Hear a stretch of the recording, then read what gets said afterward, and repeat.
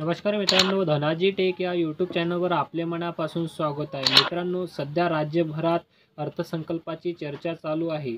वित्तमंत्री निर्मला सीतारामन यांनी अर्थसंकल्प सादर करीत कोणकोणत्या योजना व कोणकोणते निर्णय घेतले आहे व शेतकऱ्यांसाठी कोणते महत्त्वपूर्ण निर्णय घेतले, आजच्या व्हिडिओच्या माध्यमातून आपण आज सर्व माहिती बघणार आहोत. त्याआधी मित्रांनो, या चॅनलवरती जर आपण नवीन आला असाल तर या चॅनलला नक्कीच सबस्क्राईब करून ठेवा, जेणेकरून असेच महत्त्वपूर्ण व्हिडिओ दररोज या चॅनलच्या माध्यमातून आपल्याला मिळत राहतील. तर चला आता बघूया काय ते महत्त्वाचे निर्णय घेण्यात आलेले आहेत.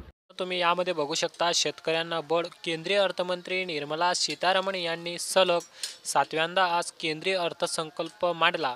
त्याबद्दल त्यांचे अभिनंदन करीत मुख्यमंत्री श्री शिंदे म्हणाले, गरीब महिला, युवा, शेतकरी या घटकावर भर देतानाच कृषी व संलग्न क्षेत्रासाठी 1.52 लाख कोटीची तरतूद, तसेच शेती क्षेत्रातील उत्पादकता वाढवण्यासाठी डिजिटल पब्लिक इन्फ्रास्ट्रक्चर पुरवण्याचा निर्णय हा कृषी क्षेत्राबरोबरच शेतकऱ्यांना बळ देणारा आहे.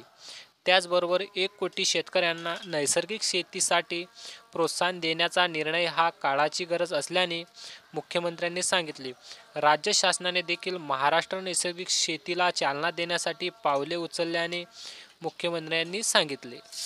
तर मित्रांनो, येथे मुख्यमंत्र्यांनी दुसरा निर्णय सांगितला. ग्रामीण भागाचा कायापालट. या अर्थसंकल्पात शेती क्षेत्रातील उत्पादकता, रोजगार व कौशल्य विकास, मनुष्यबळ विकास व सामाजिक न्याय, उत्पादन व सेवा, शहरी विकास, ऊर्जा संरक्षण, पायाभूत संरचना, संशोधन व विकास, नव्या पिढीतील सुधारणा या 9 घटकाचा प्रामुख्याने विचार करण्यात आल्याने सर्वसमावेशक असा हा अर्थसंकल्प असल्याचे सांगत ग्रामीण भारताच्या विकासासाठी केलेली 2.66 लाख कोटी रुपयांची तरतूद खेड्याचा कायापालट करणारी ठरेल, असा विश्वास मुख्यमंत्री श्री शिंदे यांनी व्यक्त केला आहे.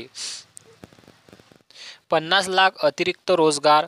आपला देश युवांचा आहे असे नेहमी म्हटले जाते. यांचे प्रतिबिंब आजच्या अर्थसंकल्पात पाहायला मिळाले असून युवा वर्गासाठी मोठ्या प्रमाणात तरतूद करण्यात आल्या आहेत. पहिल्यांदाच रोजगारासाठी तयार झालेल्या युवकांना 1 महिन्याचा भत्ता पहिल्या महिन्यात देण्याचा निर्णय हा युवांसाठी दिलासा देणारा आहे.